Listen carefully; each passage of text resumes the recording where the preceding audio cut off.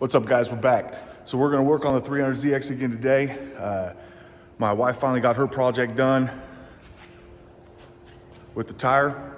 She got it all painted up for that giant Christmas wreath she's gonna make to put at the front of our property. So now that that's done, we'll get it off the lift, get it moved out of the way, get the 300ZX back up on there. Let's see if we can't drop that fuel tank and get a new fuel pump in it. All right, let's go. All right, so we got it over here by the lift. We got the hatch open. You can see that there. Struts are still doing good that we installed in the last video. In the trunk, we got the fucking mat. We took the spare tire out. We got it out of there, which was surprising it was still in there. It's the factory spare, factory Nissan tire inflator. All of it still in there, still good. So now we'll just lift up this, disconnect these wires, get them free from that duct tape that somebody's added. I'm assuming that is not factory. And then we can get the car up in the air and try and get the tank out from underneath. Also, I still need to try and get this open. We're gonna get some trim tools out and try to get back there with some plastic trim tools, see if we can get this pop. There's a big giant plastic nut that has to come off the filler neck so that it all drops down with the tank. So let's go ahead and get that done. All right, so I forgot to hit record, but we went ahead and got it popped open. I actually had my wife come out and help. I just got my plastic trim tools. I hit it with some PB Blaster from outside the door. I just shot it in the crack here so that it would hit this right here. That's the mechanism. You can see it just, when you hit the lever, it pulls in and releases the door. But we sprayed it with that. I had my wife sit in the car, push the lever. I used this trim tool right here. I put this end, this 90-degree end, in here and just pried it open. It came open super easy. So now what we're gonna do is this plastic ring here, you'll see these notches. I would imagine there's probably a Nissan tool just for this, but we don't have it. So we're just gonna pull the fuel cap off, get a flat bladed screwdriver, just bump it a few times, and it should loosen up and just come right off. Once that's off, we can lift the whole car up in the air, up, like that, and undo the straps. Oh, of course, first undo those plugs for the fuel pump and then drop it right out. It should come out pretty easy. Some people have left the fuel pump in the tank and pulled the lines off. Other people I've seen have pulled the lines off, or I'm sorry, left the lines on, pulled the pump assembly out of the tank, left it hanging and repaired it. I'm not sure which way we're gonna do it, but let's go ahead and start getting it up, get it undone, and take a look once we get it released and we'll make a decision. Let's do it.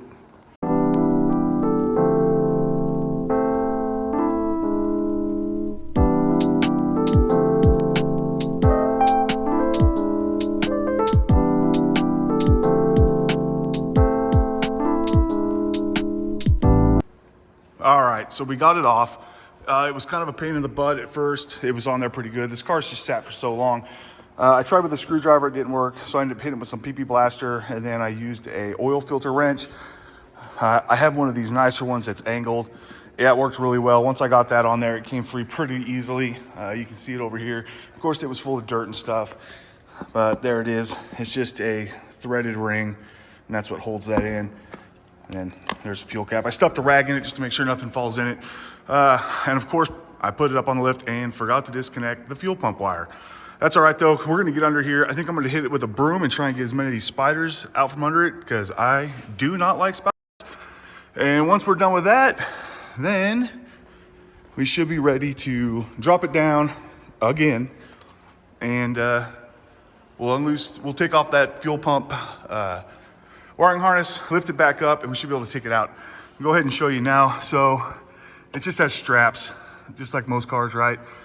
Looks like they just hook here and yeah, right here, bolt, and right there, bolt. So we'll just undo those two, or I guess probably not even undo them, just loosen them up enough to where these will come unhooked, swing them out of the way. Fuel tank should come down. Of course, here's the filler. That might be an issue, just trying to kind of guide it out. Oh, and I guess we probably need to take this shroud off. I think I remember seeing something about that. And then there's two brackets under there that hold that filler neck in. So we'll undo those. So let's get this wheel off while it's up in the air. Locking lug. I saw the key somewhere. It's inside. We'll get that out. Clean up spiders, lower it, key, remove wheel, remove shroud, undo wiring harness, and then raise back up, loosen bolts, drop tank, and see what we got. All right, let's do it.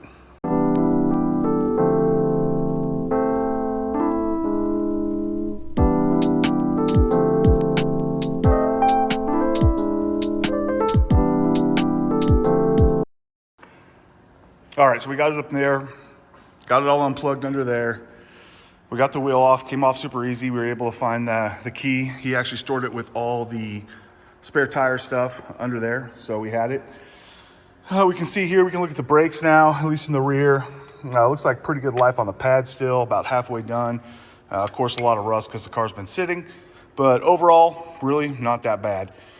You can see it's a shock with spring. We will convert that later. I think we're gonna do T3 coilovers. So this will go away and we'll switch over to just a coilover setup here. And as you can see, it is very dry rotted. It is bad. So I think I said it earlier in another video, new bushings all around for sure. But now we're gonna get this off. Looks like 10 millimeters. 1, 2, 3, 4. Looks like 4. Let's get that gone and then see what's underneath there. I think even after this is gone, I think there's a metal bracket that goes from here to here and one as well from here to here. So we'll get this off, get the brackets off, and then we can drop the tank. Let's get it done. All right, so we got it unbolted. We got the straps here. They came off real easy. The car sat inside for so long, nothing's really rusted up and nasty. So all the shrouds came off super easy. The brackets came off easy. This one wraps around the hose. I kind of left it on there. I didn't want to pry on it too much.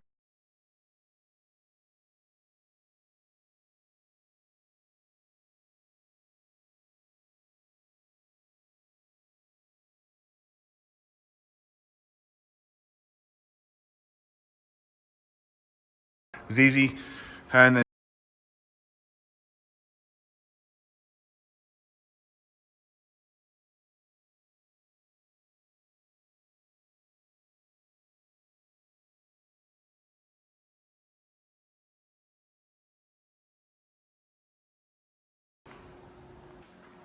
okay, we got it lowered down a little bit more. You can see it's cranked down quite a bit. So up here, let me drop this screwdriver.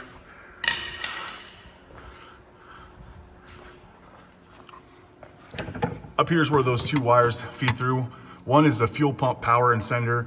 The other is the fuel gauge. So they have these rubber boots on them. Just kind of pry them out. They'll come out, you pry them away and they'll come out of the hole. You're not gonna be able to pull this whole clip through this tiny hole. But if you get that grommet out of here, then you can just pull it all over and pull the clip outside the hole. So that was pretty simple once I got that done. Up here, you can see here's the fuel pump. Why Nissan put it over here? I don't understand. When they could have put it right here. And then you could have changed it through this opening in the trunk. But they didn't. So now what we gotta do is take these clamps off, 4 of them, get the lines off. I think that's what I'm gonna do because I wanna drop the whole tank out so I can work on it. I don't like working on it up here because debris can fall in it and we don't want debris in the tank. So we'll get those off, get those lines off those hose ends. And then this one's the breather. So when we clip that one off, we'll pull it free and then we can pull it out up through here. And that way it'll come down with this whole assembly. So let's go ahead and get it off. Okay, we got it out. Came out relatively easy. One of the hose kind of came free really fast on me and pretty much fell. I was able to kind of hold it in place. You can see my stand fell over, but we got it out. Nothing damaged, nothing's messed up. So under here, here's the fuel pump again. We're gonna clean this surface off real quick, blow it off and get that out. It does smell and feel like it has, yeah, it has fuel in it and it smells like varnish. Luckily, the last tank of gas this thing got was, man, 2,000. So hopefully the fuel isn't that bad in it since it's the older fuel. He did say he put premium in it, so if that's the case, that might have saved it. Nothing looks too nasty inside for the most part in here, but let's see. We'll get this off, cleaned up and off. We'll get this old fuel out of it into a disposable bucket that I use for fluids, and we'll see what it looks like inside and see what that pump looks like. It's gonna be bad. It's gonna be nasty. All right, let's do it. All right, so we got it out. It turned out, unfortunately, there was a decent amount of fuel left in it, probably a gallon, I'd say, maybe a little bit more than a gallon, but that's enough to do enough damage. So here's the fuel pump, or the fuel pump assembly. The actual fuel pump is right here, but you can see, like, this is nasty. This is what happens to fuel when it breaks down. If it gets sat too long, it gels up. You get debris.